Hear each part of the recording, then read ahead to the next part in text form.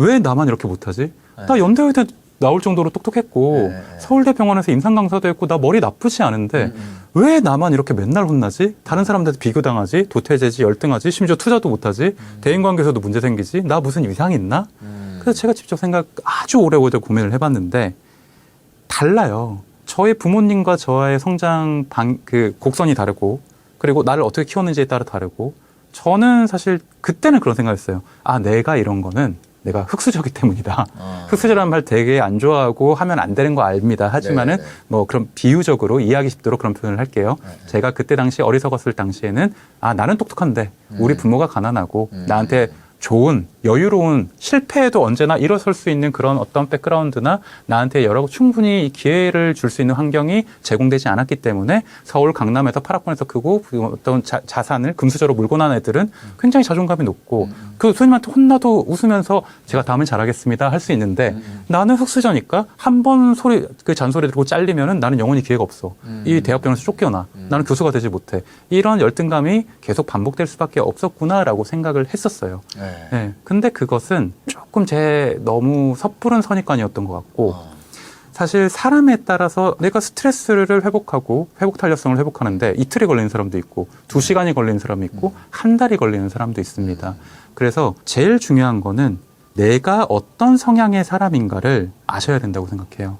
완벽한 성격이라는 건 없어요. 완벽한 멘탈이라는 건 없고 저만 해도 ADHD도 있고 강박 성향도 있고 우울 성향도 있거든요. 근데 이런 게 있어요. 제가 제 자신에 대해서 충분히 알면 아, 내가 다른 사람들과 팍팍팍 이렇게 같이 움직이는 응급실에서 같이 뭔가를 해가지고 초단위로 뭔가를 판단해야 되고 몇 분 만에 사람 생명이 지금 달려있어. 이런 일보다는 충분한 여유를 갖고 혼자 생각하고 명상할 시간을 있고 자기 판단에 대해서 몇 번 고칠 수 있는 어떤 기회도 존재하는 그런 상담 업무가 나한테 맞겠다라고 판단을 할 수 있어요. 그래서 지금 갖고 있는 내가 너무 부족하다가 아니라 성향입니다. 이거는 케미예요. 이 직업과 나의 케미, 그리고 이 상황과 나의 케미, 이 사람들과 나의 케미. 내가 항상 이 뭐 직업이나 이런 데서 자주 부딪히고 갈등을 겪고 이거에 대해서 자존감이 떨어지고 난 왜 이럴까 이런 분들은 혹시 지금 내가 나의 성향에 대해서 완벽하게 잘 모르고 있는 건 아닌가.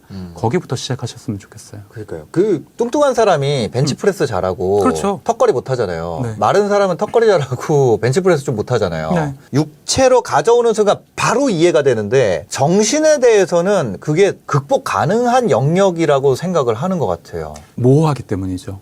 왜냐하면은 육체적으로 제가 성장을 했나 어떻게 알 수 있나요? 뭐 3대 처음에 50 들다가 100 들고 3대 150 들고 수치화가 되잖아요. 정량화가 되잖아요. 그리고 내가 예를 들어서 뭐 몸이나 근육량, BMI 이런 식으로 육체적 성장은 굉장히 우리가 수치로 확 직관적으로 알 수가 있어요. 근데 정신적 성장은 내가 잘하고 있는 건가? 내가 5년 전에 비해 성숙한 건가? 이거를 알기가 쉽지 않죠. 확인하기가 쉽지 않죠. 그래서 이건 믿는 수밖에 없어요. 자기가 자신을 믿는 힘, 그게 자기 효능감이라고 하거든요. 자존감하고 아주 비슷한 말이죠. 근데 자존감이라는 것 자체는 보통 60세에 완성이 됩니다. 자존감, 자기 효능감, 그리고 이 우울증에 대해서 가장 고민하는 청년들이 이건 어떻게 보면 선문답이에요. 20대, 30대에는 완성할 수 없는 능력치, 도달할 수 없는 지향점에 너무 과도하게 내가 빨리 도달하길 바라는 거죠. 20대, 30대에는 자존감이 완성될 수가 없어요. 이거를 완벽하게 이룰 수가 없는 것을 어떤 사람들은 예를 들어서 손흥민, 김연아 이런 사람들은 이미 자존감이 완성된 것 같아 보이고 아니거든요. 그 사람들도 흔들려요. 그리고 그 사람들도 고민을 되게 많이 하고 우울증에 빠질 수 있거든요. 이거에 비해서 사실 스스로에 대해서 너무 빨리 이뤄야 된다. 너무 빨리 남들에 뒤처지지 않아야 된다라는 어떤 불안감으로 기인한 압박감, 자책감이 좀 지배하는 것 같습니다. 만약에 내 인생이 너무 나한테 안 맞고 너무 나만 무겁고 이러면 좀 직업을 바꾸는 것도 방법이 되겠네요. 뭘 바꾸기 전에 내 이 감정이 이 자책과 이 무거운 감정이 일시적인 감정일 수도 있잖아요. 내가 일시적인가 아닌가. 이게 지배적인 감정이 아니라 지배적으로 내가 확정 우울감, 내 인생이 안 될 거라고 확정된 게 아니라 과도한 불안과 뭐 상사가 주는 스트레스, 지금 업무적인 로딩, 피곤해서 내가 지금 이 느끼는 감정이 일주일짜리일 수도 있고 2시간짜리일 수도 있고 한 달짜리일 수도 있는데 지금 드는 감정에 대해서 너무 매몰되지 말라는 거죠. 그래서 저는 항상 그럴 때 가장 먼저 저희 병원에 우울증 때문에 못 살겠어요. 직장 내 스트레스 너무 심해요. 저 다 그만두고 싶어요. 포기하고 싶어요. 저 다 포기할래요. 이런 분들한테 제일 먼저 해보라는 게 일주일만 쉬어봐라. 일주일이 안 되면 3일이라도 쉬어봐라. 왜냐면은 우리 뇌는 이틀만 쉬어도 세로토닌과 그 도파민이 재충전이 돼요. 네. 그리고 우리가 가장 무서워하는 감정, 공황, 우울증, 자책, 반추, 강박 이런 것들은 24시간 이상 지속되지 않습니다. 네. 간단히 말씀드렸고요. 내가 지금 너무너무 내일 걱정이 돼. 너무너무 두려워. 너무 뭐 주식으로 돈을 날렸어. 네. 근데 그래도 잠은 온단 말이에요. 그죠. 자고 일어나서 다시 생각한다고 내 계좌가 바뀌진 않지만 네. 거기에 대한 내 정서적 접근, 인지적 접근, 내가 바라보는 관점이 바뀌어요. 휴식했기 때문이죠. 내 뇌가 우울과 불안, 공황에 시달릴 때는 평소보다 30% 멍청해집니다. 네. 근데 이거를 24시간 휴식을 한다 하면 적어도 그 절반은 돌아오거든요. 내가 조금 더 휴식을 취하고 조금 더 안정된 도파민과 세로토닌 호르몬을 가지고 내가 느꼈던 어제 느꼈던 그 감정이 한번 쿨링을 거친 후에 네. 진짜로 심각한 문제인가? 진짜로 이건 내 인생을 바꿀 만한 건가? 직업을 바꿀 만한 건가? 지금 당장 가서 내 부장 얼굴에 사표를 던져야 되는 건가? 네. 다음날 생각해보면 그 정도까지는 아니었는데? 라고 하는 게 대부분이에요. 그러면 행동으로 넘어가기 전에 이것이 일시적인가 지배적인가 요거에 대한 판단을 하는 게 더 선행돼야겠네요. 그렇죠. 인지, 감정, 행동의 3단계에서 감정에 너무 취해 있지 않은가 여기서 스톱을 한번 줘야죠. 우리 상사가 날 분명히 미워하고 있다. 네. 우리 상사가 날 자를 게 틀림없어. 이번 고가를 엉망으로 줄 게 틀림없어. 네. 그게 인지죠. 네. 사실 확인. 그리고 감정은 난 저 상사가 너무 미워. 저 상사랑 같은 하늘에 살 수 없어. 저 상사는 너무 너무 싫고 분노, 억압, 정말 원망 이런 감정이 들고 그래서 내가 공황이 와. 불안해. 숨을 쉴 수가 없어. 난 저 상사랑 같은 자리에 있으면 미쳐버릴 것 같아. 네. 행동은 지금 당장 사직서를 내는 거고 행동은 그 사람한테 갖다 들이받는 거죠. 그리고 사직서를 얼굴에 집어 던지는 거죠. 근데 그 행동 전에 이 감정이 정말 리얼인가? 정말 100% 온전한 내 감정인가? 네. 흥분해서 내가 좀 과대적으로 해석하는 게 아닌가? 확장시킨 게 아닌가? 그리고 내일이면 이게 절반은 없어질 흥분, 감정, 억압이 아닌가? 이런 걸 한번 생각해보고 행동하기 전에 분명히 24시간에서 48시간 동안은 텀을 두는 게 좋습니다. 근데 이런 면에서도 좀 생각해 볼 수 있을 것 같은데 요즘에 이제 SNS나 이런 거 보면 난 평범한데 다른 사람들은 다 뭔가 다 꿀팁으로 살아가고 있고 다른 사람들은 다 뭔가 다 지혜로운 선택만 하고 있고 나처럼 헛발질 차는 삶을 안 살고 있는 것 같고 행복한 것 같고 그래서 내 인생만 뭔가 잘못된 것 같은 그런 감정을 갖게 하는 요인이 될 수 있지 않을까요? 포모 증후군이죠. 선택 편향에 의한 포모 증후군. 네. 인스타에는 예쁜 사진, 잘 나온 사진만 올리지 않습니까? 네. 저도 그래요. 네. 저도 못생긴 사진. 저도 그래요. 네, 저도 네. 못생긴 사진, 요새는 못생긴 사진도 좀 섞어 올리는데 네. 왜냐면은 손흥민이 골 넣고 하이라이트 필름만 보고 우승한 거 보고 그 사람이 정말 좋은 외제차 이런 것만 보잖아요. 근데 피를 토해가면서 19살 때부터 지금까지 하루도 빠지지 않고 그 무릎을 정말 주사 맞아가면서 하루에 5시간, 6시간 훈련하는 거는 모르거든요. 네. 옛날에 그런 영상이 있어요. 손흥민 선수가 독일 함부르크에 있을 때 죄송합니다. 팀이 만약에 달렸으면 저도 잘 몰라요.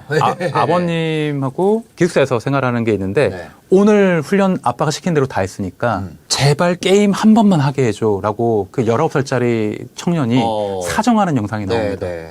아버지가 무섭게 화를 내면서 게임기를 집어던져요. 훈련 더 하라고. 너 너무 부족하다고.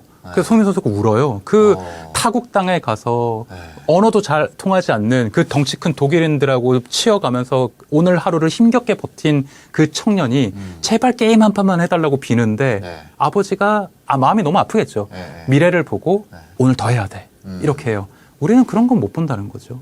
그리고 다른 사람들의 성공만을 SNS에서 클릭, 도파민 쇼츠, 쇼폼, 릴스 이런 걸로만 접하다 보니까 그 사람들의 고통은 모르고 성공만 이렇게 보는 거예요. 그러다 보니까 그 사람들의 가장 영광스러운 순간 이런 걸 비교하니까 내 삶이 너무 초라해 보이죠. 내가 너무 평범해 보이죠. 너무 내가 잘난 게 없어 보이죠. 그게 착각이에요. 그렇지 않습니다. 그러니까 그런 데서 오히려 위안을 얻게 되는 것 같아요. 이런 사이버레카에서 위안을 얻는 사람들이 늘어나는 이유가 네. 그 이면에 뭔가를 이렇게 얘기를 해주니까. 네네네네. 그런 본능이 인간 누구에게나 있어요. 네. 그러니까 예를 들어서 사실 저만 해서 있을걸요. 친구 중에 제일 잘 나가고 제일 잘 살고 이런 애들이 좀 실수해가지고 예를 들면 그런 일은 없겠지만 잘 모르지만 나락을 갔다. 이혼했다.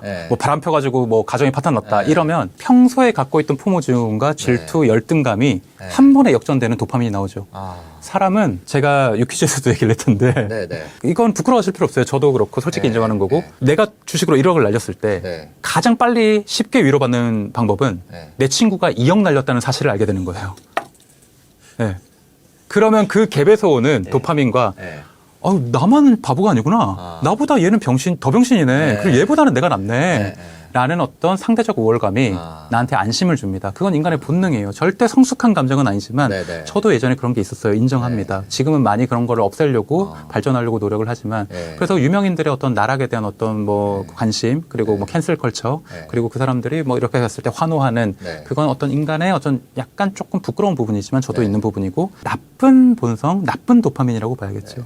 그때도 그런 게 있더라고요. 옛날에도 도편 추방제 이런 거 잘 나가는 사람 맞아요. 해가지고 하루 이틀 된 문화가 아니더라고요. 아니요. 예. 아니요. 저도 이제 나락 갔을 때 제가 잘 됐을 때보다 나락 갔을 때 연락 훨씬 많이 오더라고요. 신나서 오죠. 어마어마하게 어마어마하죠. 많이 제 주변 분들의 도파민을 좀 책임을 졌었다. 예, 이런 얘기.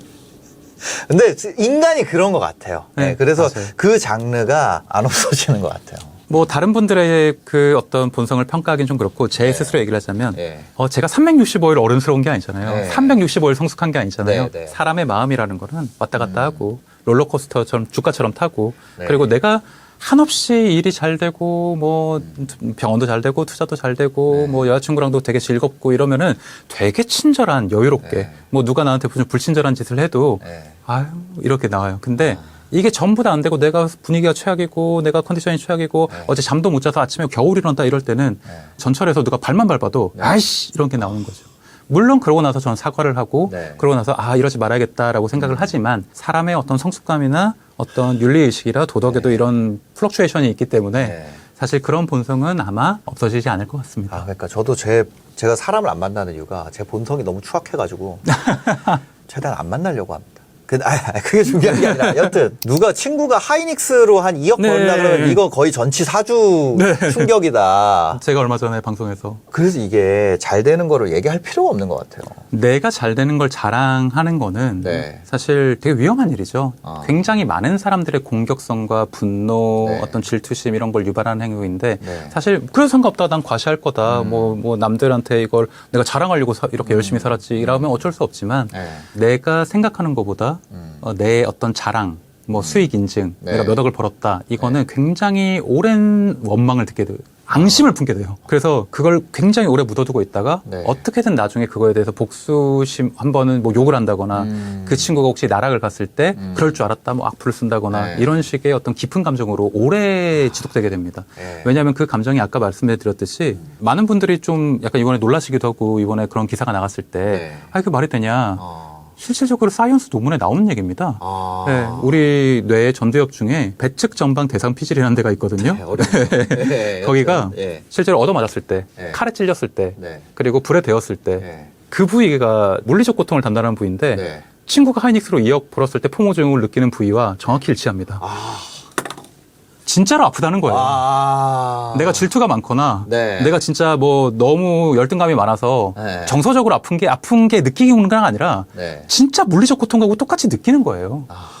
그렇구나. 그러니까 잠이 안 오고 네. 소화불량이 되고 네. 스트레스 호르몬이 나오고 네. 그냥 뇌는 똑같이 인지하는 거예요. 실제로 얻어맞은 거랑 네. 정신적으로 이렇게 포모 증후군으로 피해를 보는 거랑 어떻게 보면 저는 한번 나락 간 게 잘 됐네요. 예방주사죠. 예, 뭔가 그분들의 전치를 좀 많이 해소하죠. 그렇죠. 재밌네요. 요런 관점은 제가 처음 들었습니다. 네. 근데 이런 거 있어요. 저는 대부분의 상황에서 가면을 쓰고 살거든요. 그러니까 저희 직원을 대할 때나 뭐 사실 이렇게 유튜브로 촬영을 할 때나 실제 저의 어떤 이런 면을 가리고 살려고 노력을 많이 해요. 태생적으로 선해 보이는 사람 있잖아요. 딱 보면은 그냥 보기만 해도 와, 저 사람 선하다. 그런 사람이 되게 부럽거든요. 그렇지가 않아서. 근데 그런 사람의 본성이 이렇게 드러나게 되는 그런 순간들은 어떤 순간들일까요? 그 사람이 진짜 괜찮은 사람인지 아니면 저처럼 이렇게 가면을 쓰고 사는 사람인지.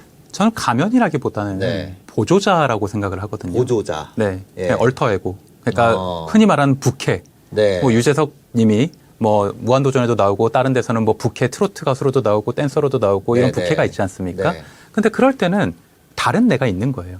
우리 안에는 다른 내가 있는 거고 네. 그리고 이 가면이라는 게 원래 내가 가지고 있는 디폴트 값보다 훨씬 선하게 구는 건 친절하게 구는 거는 이거는 사회에 대한 예의고 성이에요. 노력이고 그걸 가면이라고 표현할 필요는 없을 것 같습니다. 네. 저도 방송에서는 훨씬 겸손하고 네. 예의 바른 척을 하고 그리고 조금 더 부드러운 말을 쓰죠. 네. 친구들하고 대할 때 이러지 않습니다. 네. 그 경상도 사투리 바로 나와요. 네. 네. 이게 제 가면일까요? 가면이라고 생각 안 해요. 네. 경상도 사투리를 쓰면서 친구들한테 막 하고 오타쿠 만화 보고 규명의 칼날 보고 와 하고 울고 이런 아재도 저고요. 네. 방송에서 나와서 청년들을 위해서 이렇게 뭐 주식에 대해서 너무 자책하지 말라, 본업이 중요하다 이렇게 하는 거 저도 저겠죠. 근데 이걸 가면이라고까지 생각은 안 하고 나의 네. 부캐 정도로 생각하시면 좋겠고요. 근데 억눌러 왔던 나의 어떤 밑바닥이 네. 완전히 드러나는 순간이 뭐 언제냐? 뭐 간단하게 이거는 뭐 책에도 많이 나오는 네. 일인데요. 모든 걸 얻었을 때, 아, 모든 걸 얻었을 때. 극단적으로 성공했을 때, 반대로 극단적으로 실패했을 때 본성이 나오죠. 네. 아, 잃을 게 없거나 너무 많이 가졌거나 많이 가졌거나. 내가 무슨 짓을 해도 네. 용서받을 수 있는 갑의 위치에 올라갔다고 생각을 하거나 네네. 모든 걸 잃어서 더 이상 잃을 게 법과 없다. 도덕 윤리에 대해서 신경 쓸 필요가 없어졌거나 네. 그래서 내가 예를 들면 이렇게 표현할게요. 어떤 사람을 지칭하는 건 좀 그러니까 네. 나쁜 쪽부터 얘기를 할게요. 네. 시한부로 살고 있는데 선생님 저 오늘 소주 한 잔만 할게요. 이런데 더 이상 술을 마시면 안 됩니다. 하지 않듯이 네. 잃을 게 없는 사람한테는 저희가 더 이상 그 사람한테 어떤 조언이 통하지가 않습니다. 아. 다른 사람과 사회화를 한다는 거는 네. 내가 지킬 게 있어야 가는 거예요. 그리고 뭐 도박으로 한 네. 100억 정도 뭐 빚이 있다. 네. 그리고 뭐 이제 진짜 뭐 어디 더 이상 도망칠 데도 없고 네. 어떻게 보면 반전 어떤 극복의 기회가 아예 없다. 네. 이런 사람들은 뭐 어떤 사람이 거기다 막 욕하고 돈 갚아 뭐 하면은 칼부림 나잖아요. 아, 그죠. 네. 그렇기 때문에 더 이상 잃은 사람이 잃을 게 없는 환경에서는 네. 진짜 공격적인 본성이 튀어나올 수 있어요. 예. 그리고 또 한 가지 몇 천억을 벌었다. 사업이 너무 잘 돼가지고 뭐 정말 내가 예상했던 것보다 빨리 엑시트를 했다. 네, 근데 네, 엑시트를 했는데 또 그게 너무 커가지고 한 2천억 정도의 수준이 되면 사람이 인성을 극복한다. 그러니까 더 이상 네. 자기는 법과 윤리에 저촉되지 않는 초월적 인간이라고 생각을 하는데요. 제가 어떤 책에서 읽었는데 네네. 인간이 2천억을 가지게 되면은 네네. 그때는 더 이상 법을 신경 쓰지 않고 자기가 법 위에 군림한다고 착각한다고 합니다. 왜냐하면은 그 정도 돈이 있으면 어지간한 거는 다 해결할 수 있다는 거죠. 그게 전세기를 타서 네. 내가 마음대로 움직일 수 있게 되는 수준이 2천억 정도래요. 그렇게 되면 세상에 가진 일반인들의 법과 윤리 도덕은 나는 따를 필요가 없다. 나는 뭐 초능력자다. 네. 나는 초월적인 존재다라고 판단한다고 해요. 그러면 되게 네. 그 안에 그 사람이 숨겨져 있던 욕망, 거기까지 도달할 때까지 꼭 참고 있던 네. 그 욕망이 튀어나오겠죠. 성적인 것이든 폭력적인 것이든 갑질이든. 그래서 부끄럽지만 우리나라 사회에서 많은 어떤 뭐 재벌들, 네. 어떤 이런 사람들이 뭐 자기가 갑 중에 갑 위치에 갔다고 생각하면 그런 행동이나 이런 게 조절이 되지 않지 않습니까? 앵간히 벌어가지고는 본성이 드러날 정도로 벌긴 쉽지 않다. 네. 겸손해지죠. 왜냐하면 위에는 위가 있고 더 위에는 위가 있기 때문에 앵간해가지고는 오히려 100억부터 더 우울해진다고 해요. 아, 네. 저는 열심히 아직 가면을 써야 되는 레벨이에요. 그게 안전한 사회의 바운더리 안에 있는 거예요. 아. 예, 정말 초월적인 부자들이 예, 예. 더 이상의 일반적인 사람이 느끼는 어떤 쾌락으로는 도파민을 더 이상 느낄 역치가 아예 버렸기 때문에 네네. 더 강한 쾌락을 더 빨리 정말 하이패스로 얻기 위해서 하면 안 되는 범죄나 네. 마약 이런 것까지 손에 대게 되는 거죠. 아주 극심한 스트레스 환경이 되면은 또 그런 것과 관계없이 본성이 드러날 수 있지 않을까요? 재난 상황. 재난 상황. 네, 뭐 예를 들어서 네. 실제로 일어나지 않았지만 뭐 좀비 바이러스가 퍼져가지고 네. 모든 어떤 법과 윤리가 무해해지고 좀비 사태가 터졌다. 네. 그럼 그 사람이 착한지 선한지는 되게 자연스럽게 알 수 있겠죠. 아, 그죠. 네. 얼마 전에 그 서바이벌 나갔었거든요. 아, 예. 거기서 드러나더라고요. 그렇죠. 거기서의 어떤 인간과 맞아요. 오징어 게임 같은. 네, 제가 네. 밖에 나와서 보니까 세상 다른 사람들이에요. 다르죠. 극심한 스트레스 때문에 어떤 잘못한 행동 하나, 그게 그 사람의 과연 본성이라고 할 수 있는가? 제가 그런 생각이 좀 들긴 하거든요. 그럴 수는 없어요. 네. 그러니까 예를 들어서 타이타닉에서 네. 그때 많은 구조자들이 뗏목을 갖고 살아남았잖아요. 네. 근데 그 뗏목에 보통 한 문짝만한 뗏목에 한 6명이 타면은 유지가 되고 네. 7명이 타면 가라앉는다고 해요. 그래서 6명이 올라왔을 때 다른 사람들이 그걸 타려고 손을 집으면 네. 그걸 손을 뿌리치거나 밀어서 쳐서 넘어뜨려도 네. 죄가 아니라고 합니다. 아. 그런 재난 상황에서는 네. 사람의 본성이 잘못된 게 아니잖아요. 네. 인간의 어떤 존재 가치는 자기 생존이 첫 번째인데 네. 그때 내가 뭐 윤리의식이나 착한 사마리아인의 법을 따르지 않았다고 해서 다른 사람을 도와주지 않았다고 해서 네. 비난받을 필요는 없는 거니까요. 아. 그게 어떻게 된 거냐면 감각적으로 차단된 환경에 오래 노출이 되면 네. 인간은 굉장히 이기적으로 바뀌어요. 이기적으로 바뀐다기보다는 더 정확하게 말하면 네. 자기 생존 이거를 제일 원칙으로 따르고 내가 평소에 갖고 있던 사회적 어떤 관념이나 도덕 윤리 같은 것들은 다 후순위가 됩니다. 아. 우선은 내가 살아남아야 되니까. 감각적으로 차단되면 네, 예를 들어서 오랫동안 뭐 방에 가둔다거나 네. 밀실에 가둔다거나 네. 뭐 아니면 너희 중에 한 명만 살아남는다. 이런 식의 명제를 주거나 네. 아니면 오랜 시간 동떨어져 가지고 시간 개념, 공간 개념 이런 게 좀 약간 모호해지고 혼란이 온다거나 네. 감각적으로 오래 차단이 되고 정보가 차단되고 네. 사실 뭐 이런 게 있어요. 그 유튜버 중에 뭐 세계 최고의 유튜버 미스터 비스트가 하는 네, 어떤 네. 사회 실험 같은 게임 같은 게 이런 감각 차단이나 네. 어떤 정보 차단, 제한된 아주 극단적인 정보 속에서 인간이 어떤 본능을 표현하는지를 보는 실험 같은 게 많거든요. 네. 그럴 때 나타나는 본능이 꼭 이 사람의 모든 어떤 정서다. 이 사람은 진짜 나쁜 사람이다. 이렇게 단정짓기는 무리가 있죠. 그 서바이벌에서 네. 지금 말씀하신 거 다 했어요.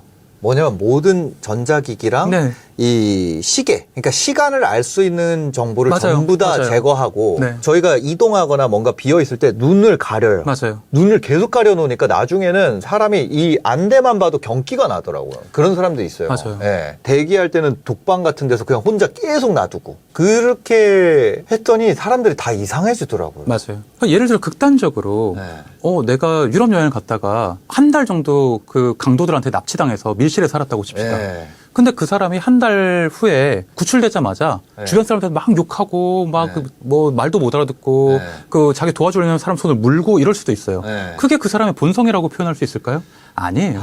그런 극단적인 상태의 후유증이라고도 볼 수 있고 네. 내가 가지고 있는 성격의 파편 중에 하나가 우연히 튀어나온 걸 수도 있어요. 아. 그러니까 내가 가지고 있는 많은 보조자 중에 하나, 그리고 네. 많은 무의식 중에 하나, 억눌렸던 어떤 내가 내 상처받은 작은 아이, 내가 지금은 괜찮지만 몇십 년 전에 어떤 상처받았던 그 트라우마 속에서 희생자, 피해자가 오랜 내 정서에 남아져 있었는데 그게 어떤 트리거로 인해서 어떤 감각 차단으로 인해서 자극받아서 그날만 부수고 올라온 걸 수도 네. 있어요. 제가 예를 들어서 네. 365일 중에 딱 하루 예의 없고 발에 뭐 나쁜 사람이라고 칩시다. 네. 막 길에 침 뱉고 막 새치기 하고 다른 사람한테 막 지금 내가 비켜요 이렇게 했다고 해서 딱 하루 그랬다고 해서 내가 진짜 나쁜 사람이다 이건 아니거든요. 그러면은 우리가 어떤 사람의 본성이라고 할 때 그건 그 사람의 어떤 평균값을 그렇죠. 보는 게 더 네.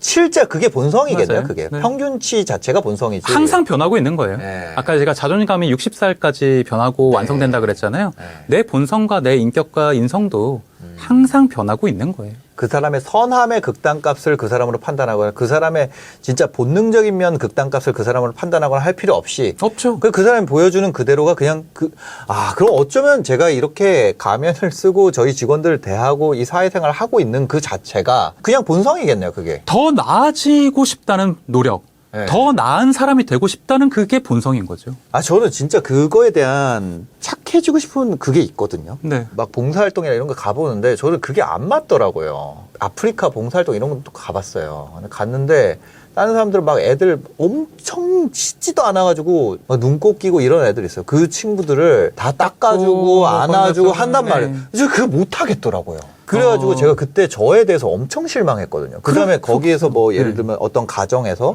거기 진짜 음식 같지도 않은 거 막 나온단 말이에요. 그리고 그거를 다, 그 사람들 다 맛있게 먹어.